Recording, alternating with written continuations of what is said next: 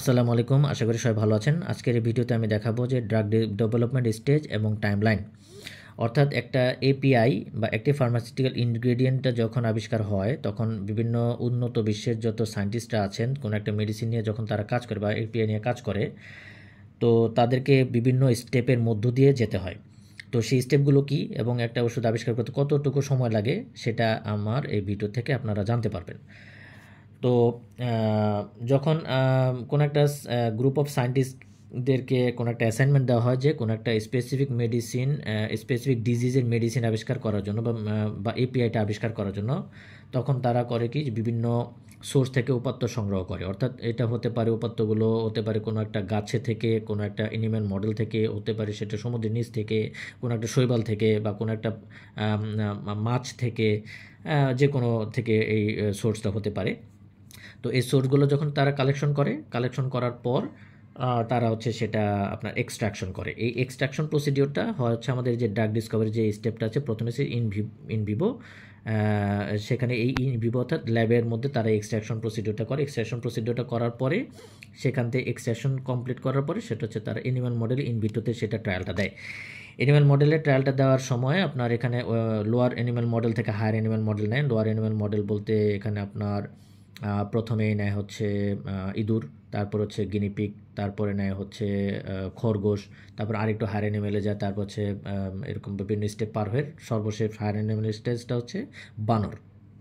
তো এগুলো সবগুলোর মধ্যে যখন ক্লিনিক্যাল ট্রায়ালগুলো আপনার বা প্রি ক্লিনিক্যাল ট্রায়ালগুলো যখন আপনার সাকসেসফুল হয়, তখন হচ্ছে তারা এই যে ড্রাগ ডিসকভারির যে স্টেপটা আছে এই স্টেপটা কমপ্লিট করে ফেলে। এই স্টেপটা কমপ্লিট করতে আপনারা দেখতে পাচ্ছেন যে 5 থেকে 6 বছর সময় লাগে। এবং এরপরের স্টেপটা হচ্ছে ক্লিনিক্যাল ট্রায়াল স্টেজ। এই ক্লিনিক্যাল ট্রায়াল স্টেজটা 3টা ভাগে ভাগ করা। একটা হচ্ছে ফেজ 1 ট্রায়াল, ফেজ 2 ট্রায়াল এবং phase 3 trial. Phase 1, phase 2, phase 3, এই 3টা ট্রায়ালের মধ্যে আপনার প্রথম ট্রায়ালটা হচ্ছে 10 জন দিয়ে করা হয়, ফেজ 1 ট্রায়াল। এখন উন্নত বিশ্বে আপনার এই হিউম্যান মডেল বা হিউম্যান মানে হেলদি মডেল পাওয়াটা খুবই দুষ্কর। কারণটা হচ্ছে একটা ওষুধ আবিষ্কার করার পরে বা আবিষ্কার হওয়ার স্টেজে কেউ জানে না যে আসলে এই ওষুধটার সাইড ইফেক্টটা কী, বা এই ওষুধটা খেলে কি কোনো অর্গান ড্যামেজ হবে কিনা বা টক্সিকোলজিক্যাল ইফেক্ট আছে কিনা, এটা কিন্তু কেউই জানে না। এবং তাদেরকে খুব এই যে 10 জন পিপলদেরকে পাওয়াটা খুবই দুষ্কর হয়।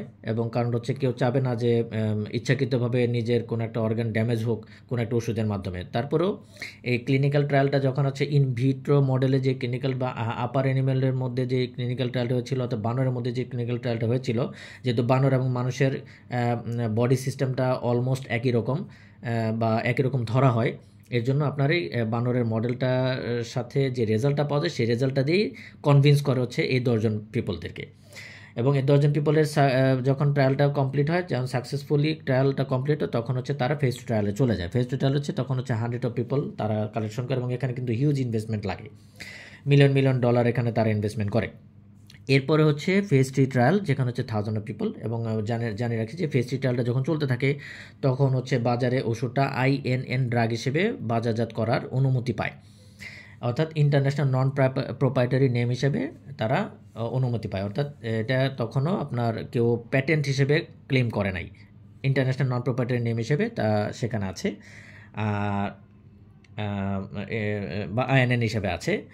এবং জেনেট নেমের পাশে এটা আইএনএন লেখা থাকে।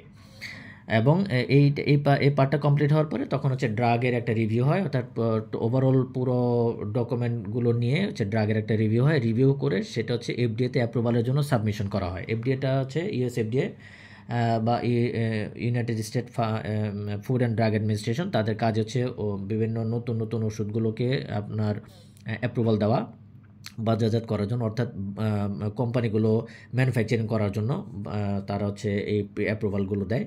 তো যখন অ্যাপ্রুভালগুলো হয়ে যায় তখন সেটা হচ্ছে পোস্ট মার্কেটিং, লাস্ট স্টেপটা হচ্ছে পোস্ট মার্কেটিং মনিটরিং তখন রানিং চলতে থাকে। পোস্ট মার্কেটিং মনিটরিং যখন চলতে থাকে তখন আপনার বিভিন্ন ধরনের adverse effect, real time adverse effect, side effect বা অন্যান্য যেই ইফেক্টগুলো আছে সেগুলো হচ্ছে drug food interaction, drug interaction বা টক্সিকোলজিক্যাল যে ইফেক্টগুলো আছে সেই ইফেক্টগুলো এখানে মনিটরিং করা হয়। এবং মনিটরিং করার পরে সেটারও একটা রেজাল্ট বের হয়। এবং আপনারা দেখতে পাচ্ছেন যে নিচে লেখা আছে যে প্রথম স্টেপটা ছিল 5 থেকে 6 বছর, তারপর স্টেপটা ছিল 3 থেকে 6 মাস, তারপর স্টেপটা হচ্ছে 1 থেকে 2 বছর, তারপর স্টেপ হচ্ছে 1 থেকে 4 বছর। তো সবগুলো মিলে যদি আমি ম্যাক্সিমামটাও ধরি তাহলে 4 বছর, 2 বছর, 6 বছর, 6.5 বছর এবং এ পাশে 6 বছর, মানে 12.5 বছর সময় লাগে একটা ওষুধ অ্যাপ্রুভাল হওয়ার পরে আপনার হাতে আসতে। সো ড্রাগ ডিসকভারি প্রসেসটা আসলে খুব একটা মানে সহজ প্রক্রিয়া না, খুবই জটিল একটা প্রক্রিয়া এবং জটিল একটা প্রক্রিয়ার মধ্য দিয়ে এটা আসতে হয় এবং এই সমস্ত কারণেই আমরা অতি সহজলভ্য, অতি সহজে আমরা ওষুধগুলো আমরা হাতে পাচ্ছি। এটা এটা কিন্তু যে কোনো ওষুধই আবিষ্কার হতে কিন্তু এরকম সময়, অর্থাৎ 10 থেকে 12 বছর বা 13 বছর সময় আমাদের এখানে প্রত্যেকটা ওষুধের পিছনে লেগেছে। এই ওষুধটা যখন কমপ্লিট যখন হয়ে যায় তখন আবিষ্কার হয়ে যায়, তখন আপনার যারা আবিষ্কার করেছে, যে কোম্পানিগুলো আবিষ্কার করেছে তারা হচ্ছে এই ওষুধগুলোকে প্যাটেন্ট করে নেয় এবং এটা প্যাটেন্ট করার পরবর্তী যে স্টেপগুলো আছে সেটা আমি আজকের ভিডিওতে আমি আলোচনা নিয়ে আসতেছি না, সেটার জন্য আবার অন্য আরেকটা ভিডিও থাকবে। আর এই ভিডিওটা এই পর্যন্তই থাকবে। আপনারা সবাই ভালো থাকবেন, সুস্থ থাকবেন। আসসালামু আলাইকুম।